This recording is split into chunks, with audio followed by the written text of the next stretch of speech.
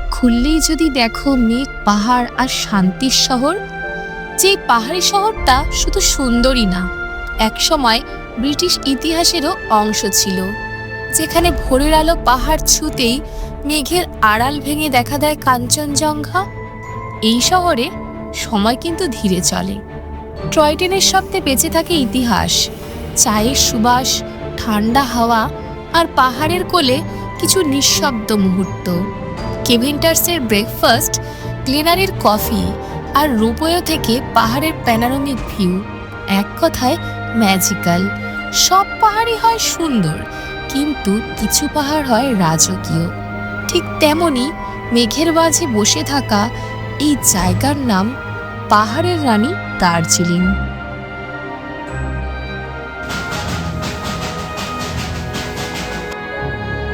এই জায়গাটা অবস্থিত পশ্চিমবঙ্গের উত্তরবঙ্গে। ওয়েলকাম টু ভবঘুরে মন। আমরা তিনচুলে থেকে দার্জিলিং এসেছিলাম। এত কাছ থেকে কাঞ্চনজঙ্ঘা দেখার অনুভূতি, সেটা ভাষায় প্রকাশ করা যাবে না, শুধু হৃদয়ে ধরে রাখার মতো। প্রথম দিন দার্জিলিং পৌঁছে আমরা মেলের কাছাকাছি জায়গাগুলো হেঁটে ঘুরে দেখেছিলাম। ক্লক টাওয়ারের একদম সামনে দাঁড়িয়ে আছি। ওই জায়গাটাতে গাড়িগুলো আপনাদেরকে নামিয়ে দেয় বিভিন্ন হোটেলে যাওয়ার জন্য। এটা গান্ধী রোড। এই গান্ধী রোডের ওপর আমি দাঁড়িয়ে আছি। পিছনেই রয়েছে আপনার ক্লক টাওয়ার, আর সামনে রয়েছে কেভেন্টার্স, আর সোজা চলে গেলে মল রোড। আর এখানে গাড়িগুলো থামানো হয়। এটা গান্ধী রোড। এই গান্ধী রোডের ওপরেই এখানে যে দোকানগুলো রয়েছে, ওই পাশে রয়েছে বিখ্যাত চাইনিজ কর্নার ফুঙ্গা। আর এই ফুঙ্গা দুটো দোকানের পরে এখানে রয়েছে একটা সিঁড়ি, যেখান দিয়ে উঠে গেলেই সামনেই রয়েছে আমাদের হোটেল মানস সরোবর। আর এখানে গাড়ি একদম হোটেল পর্যন্ত আপনাদেরকে নামিয়ে দেবে।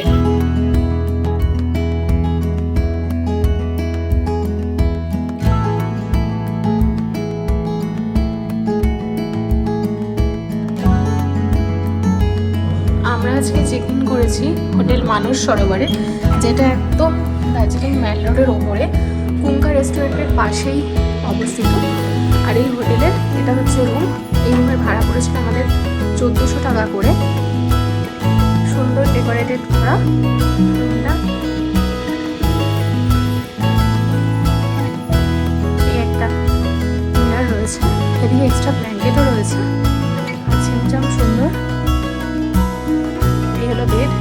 দুজন মানুষ, দু থেকে তিনজন অনায়াসে থাকতে পারবে, আর ফ্রিলি থাকতে চাইলে দুজন মানুষ আর একজন বাচ্চা ভালো মতো থাকতে পারবে।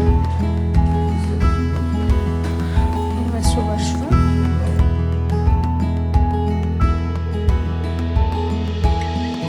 ওয়াশরুমে গিজারও রয়েছে, পরিষ্কার পরিচ্ছন্ন, ছিমছাম।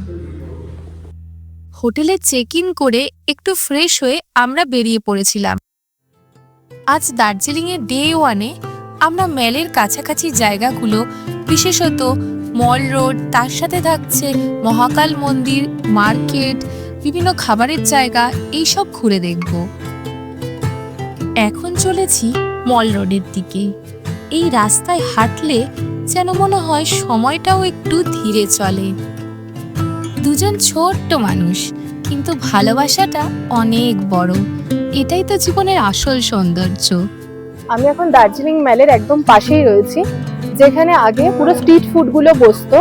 এখন এখানে কোনো জায়গায় স্ট্রিট ফুড বসা বা যে জিনিসপত্র বিক্রি হতো সেগুলো অ্যালাউ নেই।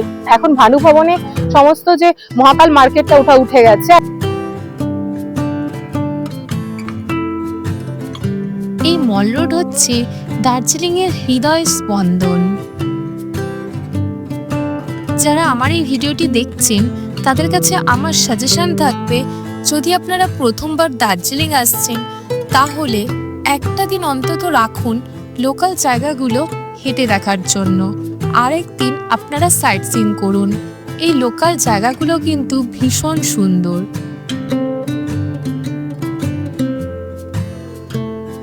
মেলর থেকে আপনি যদি ডান দিকে চলে আসেন, তাহলে এই লেখা রয়েছে মহাকাল মার্কেট। এখন আর মার্কেটটা নেই, তবে এদিক দিয়ে সোজা চলে গেলে 1-2 মিনিট হাঁটলেই বাদিকে আপনার মহাকাল মন্দিরে যাওয়ার যে রাস্তা, ওটা পেয়ে যাবেন। মহাকাল মন্দিরে ওঠার রাস্তা, এখান দিয়ে সোজা ওপর দিকে উঠে যেতে হবে। বেশ অনেকটা খাড়াই আছে, উপরে উঠে গেলে তারপরে মন্দির।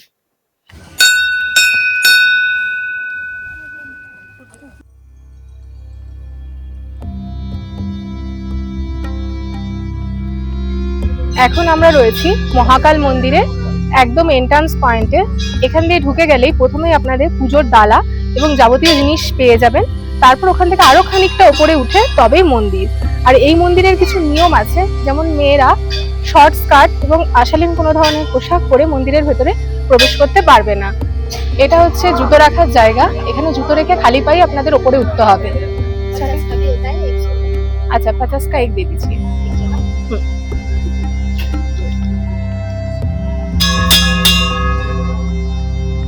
মহাকাল মন্দিরের পথে যেই পা বাড়ালাম, মনের ভেতরে সব ভার যেন হালকা হয়ে গেল।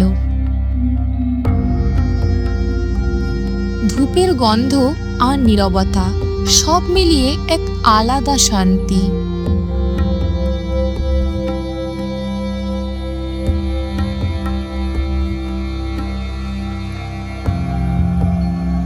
জয় মহাকাল। 1765 সালে লামা দর্জে রংজিং দ্বারা দর্জেলিং নামক একটা বৌদ্ধ মঠ প্রতিষ্ঠা করা হয়েছিল। সেই মঠের স্থানে এই মহাকাল মন্দিরটি এখনো দাঁড়িয়ে আছে। স্থানীয় জনশ্রুতি অনুযায়ী মনে করা হয় এই দর্জেলিং নামক যে বৌদ্ধ মঠ, সেখান থেকেই দার্জিলিং এর নামটা এসেছে।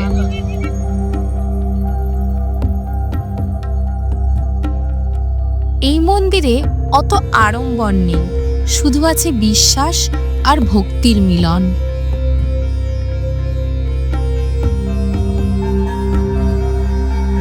এখানে যে প্রদীপগুলো জ্বালানো হচ্ছে সেগুলো মানত পূরণ করার জন্য বা কোনো মৃত ব্যক্তি তার উদ্দেশ্যে এই প্রদীপগুলো জ্বালানো হয়। এই মহাকাল মন্দিরের বিশেষত্ব হলো এখানে হিন্দু ধর্ম আর বৌদ্ধ ধর্মের সহবাসস্থান দেখতে পাওয়া যায়।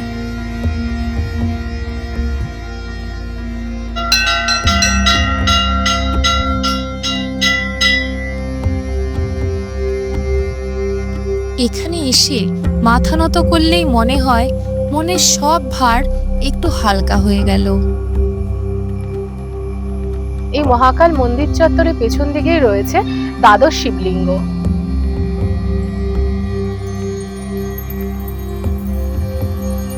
কি অসাধারণ দৃশ্য না! ভগবানেরই এক ভক্ত বানর সেনা পুরো মন্দিরের সব জায়গায় ছড়িয়ে পড়েছে এবং ঠাকুরের ওখান থেকে দুধ ফল এনে খাচ্ছে। এই পেছন দিকটা হচ্ছে মহাকাল মন্দির। এখান দিয়ে সোজা চলে আসলে এই রাস্তা বরাবর বেশ খানিকক্ষণ গিয়ে তারপরে আপনারা পৌঁছে যাবেন সেই অপূর্ব সুন্দর স্পটটাতে, যেখান থেকে দার্জিলিং এর সব থেকে সুন্দর কাঞ্চনজঙ্ঘার ভিউ দেখতে পাওয়া যায়। দিয়ে সোজা হেঁটে আসলেই প্রথমে একটা সিটিং পজিশন আপনি পাবেন, যেখানে অনেকে বসে টসে আছে। এখান থেকেও কিছুটা দেখা যায়, কিন্তু এটা কিন্তু সেই স্পটটা নয়, আমাদের আরো খানিকটা এগিয়ে যেতে হবে। তারপর আমরা পৌঁছে যাব সেই অপূর্ব সুন্দর স্পটটাতে, যেখান থেকে কাঞ্চনজঙ্ঘার ফুল রেঞ্জ খুব সুন্দরভাবে দেখা যায়।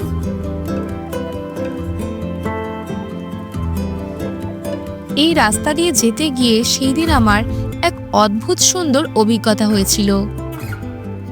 दादाजी आपका उम्र कितना है? मेरा उम्र हाँ?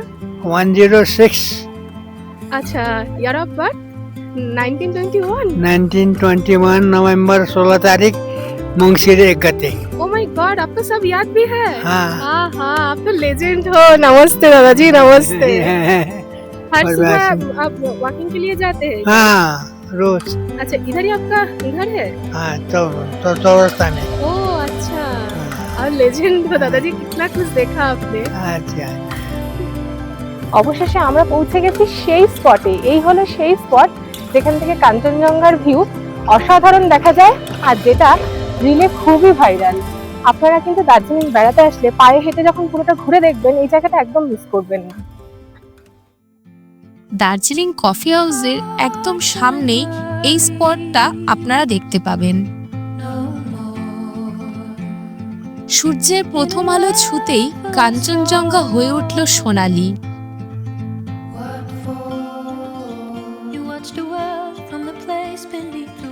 দার্জিলিং এর হাওয়ায় দাঁড়িয়ে কাঞ্চনজঙ্ঘা যেন আজ আমায় নিজের গল্প শোনাচ্ছে। কত সুন্দর আর কত অপূর্ব।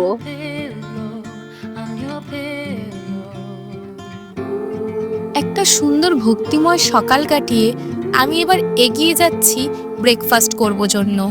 আজকে ব্রেকফাস্টে আমি যাব এই দার্জিলিংয়ের একটা পুরনো ঐতিহ্যময় স্থানে।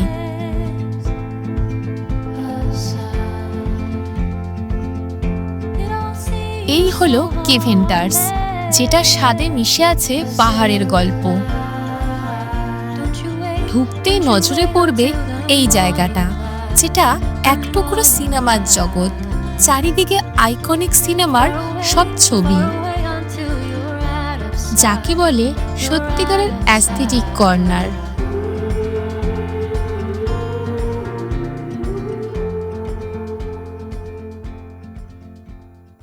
আমি এখন বসে আছি বাঙালির প্রিয় দার্জিলিংয়ের কেভেন্টার্সে।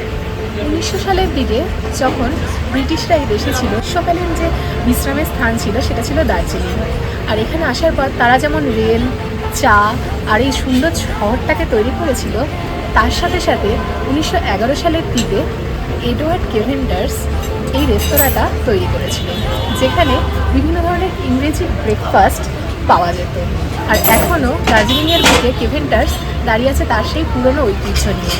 আর এখানের এই খোলা যে জায়গাটা রয়েছে, সেখানে বসে রুফটপে খাবার খাওয়ার যে ব্যাপারটা, সেটা মানে প্রত্যেকটা বাঙালির কাছে একটা নস্টালজিক। ইভেন যারা বাইরে থেকে আসছে, অন্য দেশ থেকে আসছে, তাদের কাছেও এটা খুব প্রিয়। সবাই এখানে আসে এই অভিজ্ঞতাটা নেওয়ার জন্য। আর আজকে সকালের ব্রেকফাস্ট করতে আমিও এখানে চলে এসেছি। আর এখানকার যে বিখ্যাত প্ল্যাটারটা রয়েছে, একটা পক প্ল্যাটার আছে, চিকেন প্ল্যাটার। তো আমি চিকেন প্ল্যাটারটা এখানে নিয়েছি, যার প্রাইস হচ্ছে 460 টাকা। আর হট চকলেট, যেটা 95 টাকা নেয়। তার সাথে হয়তো জিএসটি বা আর কিছু অ্যাড হবে। তো এখন আমি এটা ট্রাই করে দেখবো। চলুন টেস্ট করে দেখা যাক। খুব অন্যরকম।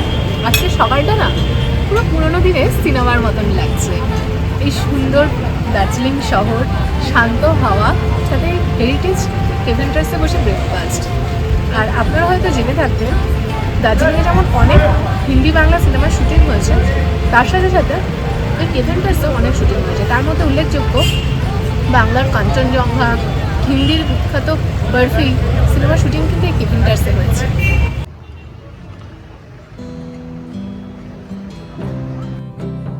সেদিন ব্রেকফাস্ট সেরে বেরিয়ে পড়েছিলাম দার্জিলিং স্টেশন, ঘুম স্টেশন আর এখানকার বিখ্যাত টয় ট্রেনের জার্নিটা দেখবার জন্য। এই দার্জিলিং রেলওয়ে স্টেশনটা UNESCO world heritage site Darjeeling Himalaya রেলওয়ের আন্ডারেই পড়ে। এই স্টেশনের উচ্চতা সমুদ্র সমতল থেকে 2073 মিটার। দার্জিলিং স্টেশন থেকে আমরা গেলাম ঘুম রেলওয়ে স্টেশনে। ঘুম রেলওয়ে স্টেশন হলো ইন্ডিয়ার সবথেকে উঁচু রেলওয়ে স্টেশন, যেটার উচ্চতা হলো সমুদ্রপৃষ্ঠ থেকে 2258 মিটার। আর এই railway station UNESCO world heritage site Darjeeling Himalayan রেলওয়ের আন্ডারেই পড়ে।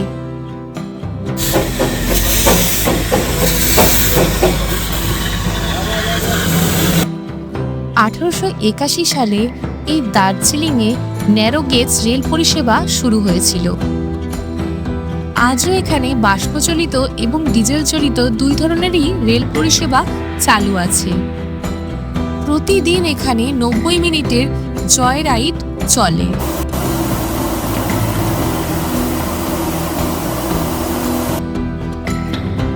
ঘুম স্টেশনের ভেতর দিকেই রয়েছে ঘুম মিউজিয়াম।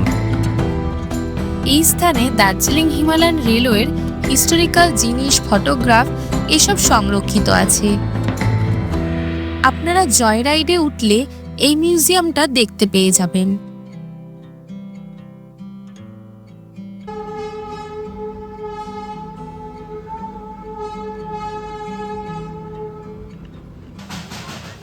দার্জিলিং আসলে যদি সম্ভব হয় একবার এই জয় রাইডের এক্সপিরিয়েন্স নিয়ে দেখতে পারেন। আমি কথা দিতে পারি এই অভিজ্ঞতা ভোলার নয়। দার্জিলিংয়ের টয় ট্রেন বছরের পর বছর এরকম শহরের মাঝ দিয়ে এগিয়ে চলেছে, কিন্তু আজ পর্যন্ত কখনো দুর্ঘটনার কথা শোনা যায়নি। यहाँ से तो हर रोज ट्रेन जाता है, टॉय ट्रेन। यहाँ से आप लोग ये जिनिस दिखते हैं तो प्रॉब्लम नहीं होता? नहीं होते। सालों से तो जा रहा है ना? हाँ जी, सालों से ज्यादा प्रॉब्लम नहीं होते। हाँ, बारिश के टाइम पे? बारिश के टाइम पे हम लगाते हैं ना, फिर तो बारिश आएगा तो फिर वो पूरा पानी वो करते अच्छा अच्छा। कभी भी यहाँ पे कोई एक्सीडेंट वगैरह कुछ नहीं हुआ? नहीं हुआ। कभी भी नहीं हुआ? नहीं। बचपन से ये देख रहे हैं? हाँ। बहुत अच्छा लगता है ये ट्रेडिशन है तो का बस बड़ा দার্জিলিং জয় রাইডের ডিটেলস আমি স্ক্রিনে দিয়ে দিচ্ছি, আপনারা চাইলে দেখে নিতে পারেন। এই হলো দার্জিলিং এর পুরনো রোপওয়ের লাইন। ঘুম স্টেশন থেকে ফিরে আমরা এসেছিলাম এই চকবাজার মার্কেটে। এই চকবাজার মার্কেটে খাওয়া দাওয়ার জিনিসের পাশাপাশি পোশাক আশাক এবং গৃহস্থলীর রোজকার যে দরকারি জিনিস সবই পাওয়া যায়। চকবাজার দিয়ে ঘুরে ফেরার সময় আমরা ঢুকেছিলাম একটা চায়ের দোকানে। দার্জিলিংয়ের চা স্বাদে গন্ধে জগৎ বিখ্যাত। 2004 থেকে 5 সালে এই চা ভারতের প্রথম পণ্য হিসেবে জিআই ট্যাগ পেয়েছিল। 60 আছে, 60,000 এটা কেজিতে রয়েছে। এটা আমরা টেস্ট করে দেখব যে কেমন এটা ফ্লেভার।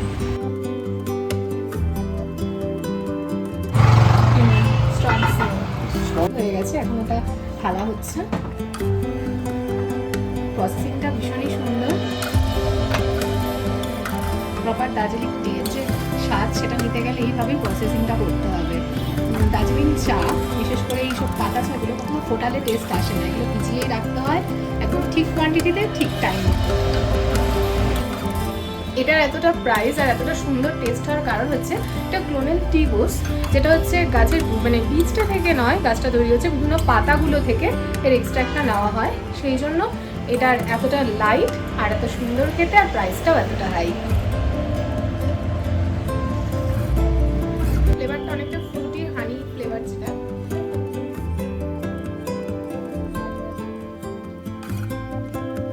এটা কোনো প্রমোশনাল ভিডিও ছিল না, আমি দার্জিলিংয়ের অথেন্টিক যে চা সেটাই দেখাতে চেয়েছিলাম দর্শকদেরকে, আর নিজের জন্য বাড়ির জন্য কিছু নিয়ে যেতে চেয়েছিলাম। হ্যাঁ, অবশ্যই অত দামি চাটা না, তো তাই জন্য আমি ময়ূক টি স্টোর দার্জিলিংয়েই পেলাম। ওনাদের অনেকগুলো স্টোর রয়েছে, ইভেন সিকিমেও রয়েছে।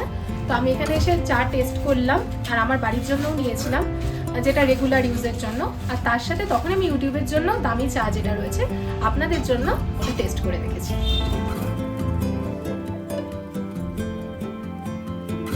সারাদিন ঘোরাঘুরি করে সেই দিন সন্ধ্যাবেলায় চলে গিয়েছিলাম দার্জিলিংয়ের বিখ্যাত চাইনিজ কর্নারে। আমি এখন দাঁড়িয়ে আছি কুঙ্গা রেস্টুরেন্টের সামনে। দার্জিলিং এ সব থেকে ভালো মোমো এই দোকানেই পাওয়া যায়।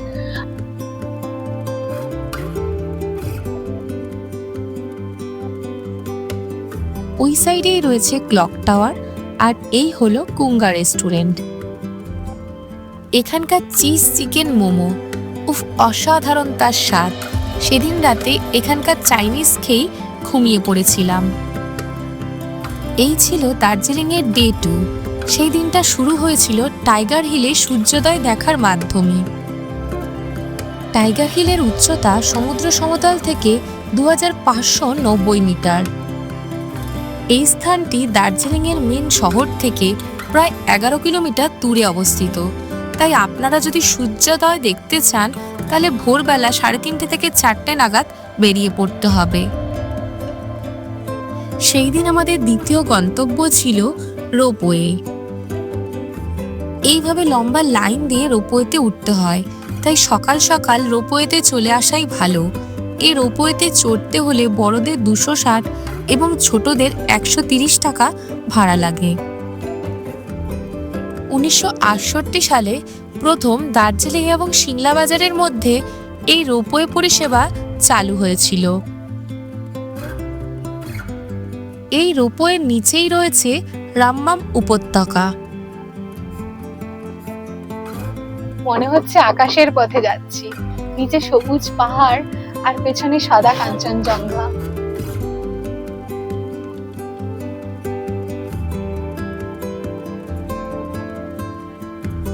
নিচে সুন্দর ভ্যালি আর পিছন দিকে কাঞ্চনজঙ্ঘা। এই ভিউ ভোলার নয়, তাই আপনি দার্জিলিংয়ে আসলে চেষ্টা করবেন এই রোপওয়ের অভিজ্ঞতা নেওয়ার। এই যে পয়েন্টটা রোপওয়ে ওপর থেকে এসে এখানে একটা স্ট্যান্ড দেয়, হল্ট বলা যায়। এখানে কিছুক্ষণ থেকে তারপর এখানে চা খাওয়া বা কিছু স্ন্যাক্স খেয়ে আপনারা তারপর লাইন দিয়ে অন্য রোপওয়ে ধরে ওপরে যেতে পারেন। এই রোপওয়ে বিশ্রাম সমেত টোটাল 5 কিলোমিটার রাস্তা 40 মিনিটে কভার করে। সেই দিনের আমাদের তৃতীয় গন্তব্য ছিল দার্জিলিংয়ের অন্যতম আকর্ষণ বাতাসিয়া লুপ।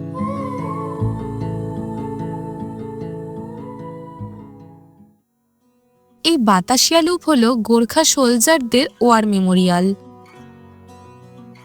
এই স্থানে প্রবেশের জন্য 50 টাকা করে টিকিট মূল্য লাগে।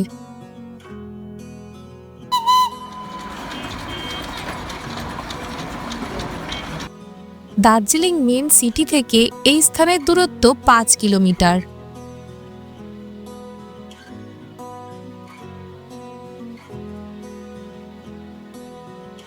এই লুপের মাঝখানে রয়েছে দার্জিলিং গোর্খা সৈনিকদের স্মৃতিসৌধ। 1995 সালে এই স্মৃতিসৌধটি স্থাপন করা হয়েছিল।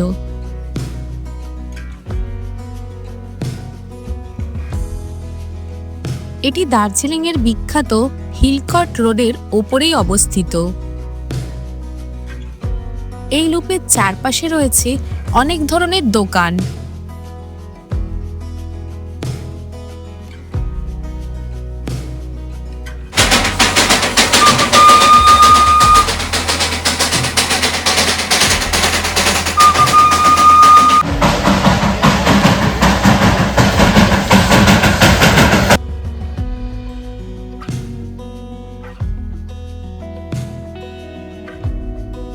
বাতাসিয়া লুপের অন্যতম প্রধান আকর্ষণ হলো টয় ট্রেন, কারণ টয় ট্রেনের জয় রাইড এখানে এসে 10 মিনিট বিশ্রাম নেয়।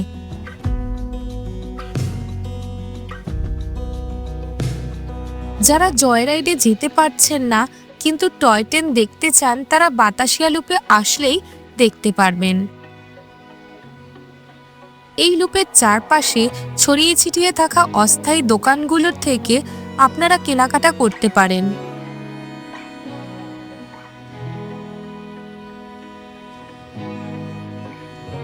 বাতাসিয়া লুপ থেকে পরিষ্কার দিনে খুব সুন্দর কাঞ্চনজঙ্ঘার ভিউ দেখতে পাওয়া যায়। এই স্থানে এসে টাকার বিনিময়ে আপনারা টেলিস্কোপের মাধ্যমেও কাঞ্চনজঙ্ঘাকে দেখতে পারেন।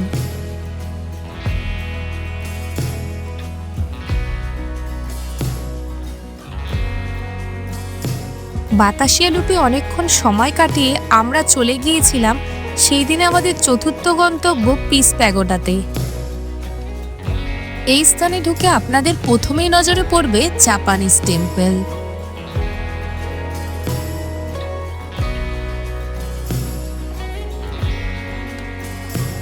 আর তারপর কিছুটা হেঁটে গেলেই রয়েছে পিস প্যাগোডা। এই প্যাগোডা উদ্বোধন হয়েছিল 1992 সালের 1 নভেম্বর।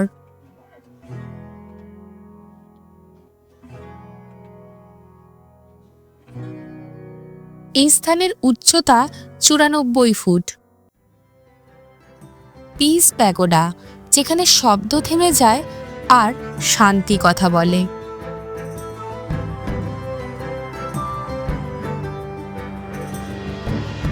এই জায়গাটায় আসলে মনে পাবেন শান্তি আর দু চোখ ভরে প্রকৃতির শোভা দেখতে পারবেন।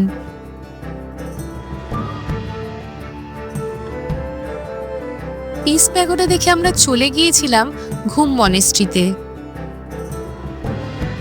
ঘুম মনেস্ট্রি, যা সমুদ্রপৃষ্ঠ থেকে 8000 ফুট উচ্চতায় অবস্থিত। এই মনেস্ট্রির মাঝে বুদ্ধের একটি 15 ফুট লম্বা মূর্তি আছে। 1875 সালে এই মঠ নির্মাণ করা হয়।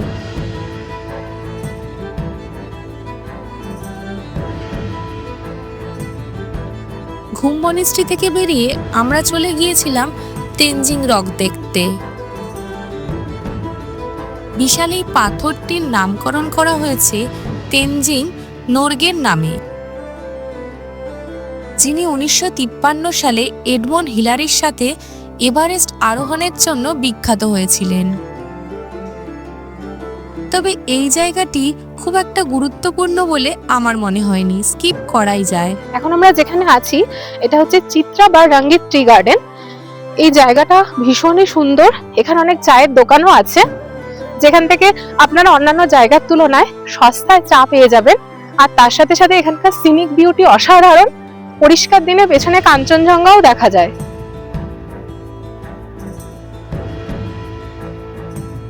এখন আমি দাঁড়িয়ে আছি চিত্রা বা রঙ্গিত টি গার্ডেনে।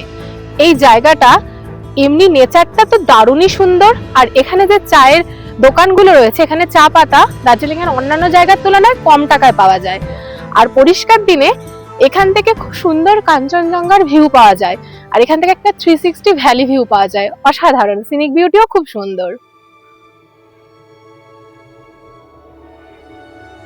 এই টি গার্ডেন দেখে সেদিন আমাদের সাইট সিন কমপ্লিট হয়েছিল।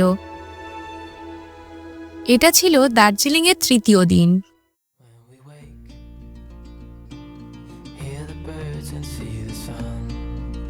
তৃতীয় দিনে বেরিয়ে যাওয়ার আগে আমরা চলে গিয়েছিলাম এখানকার বিখ্যাত গ্লেনারিতে। এখন আমি আছি গ্লেনারিতে। গ্লেনারি দার্জিলিং এর অনেক পুরনো একটা বেকারি কাম রেস্টুরেন্ট, যেখানে নিচটা পুরো ক্যাফেটেরিয়া আর বেকারি আইটেম রয়েছে, আর ওপরে রয়েছে ওনাদের বার কাম রেস্টুরেন্ট। এখানে আজকে সকালবেলায় আমি ব্রেকফাস্ট করব, আর সাথে কিছু এখান থেকে বেকারির আইটেম বাড়ির জন্য নিয়ে যাব। আপনারা যখন দার্জিলিং এ আসবেন, এখানে যদি চান এসে ক্যাফেটেরিয়ায় না গেলেও এখানকার বেকারির আইটেম ট্রাই করে দেখতে পারেন। এটা অনেক পুরনো একটা লেগেসি দার্জিলিং এর, আর খুব সুন্দর একটা ইংলিশ ভাইবস আসে এখানে আসলে, বেশ দারুণ। এখানে দার্জিলিং আসলে গ্লেনারি আসতে কিন্তু একদম ভুলবেন না। আর হোপ গ্লেনারির যে ছবি আমরা সবসময় ইন্টারনেটে ভাইরাল দেখি, এটা হচ্ছে সেই জায়গায়।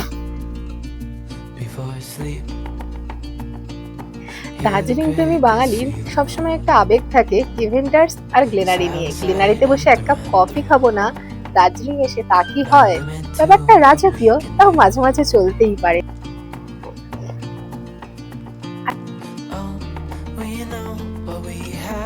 অবশেষে আমি ভিডিওর একদম শেষ প্রান্তে চলে এসেছি। এই পুরো ভিডিওটা যদি আপনাদের ভালো লেগে থাকে তাহলে please like, comment, share, hype করে আমার চ্যানেলের পাশে থাকবেন। আর চ্যানেলটি সাবস্ক্রাইব করতে একদম ভুলবেন না।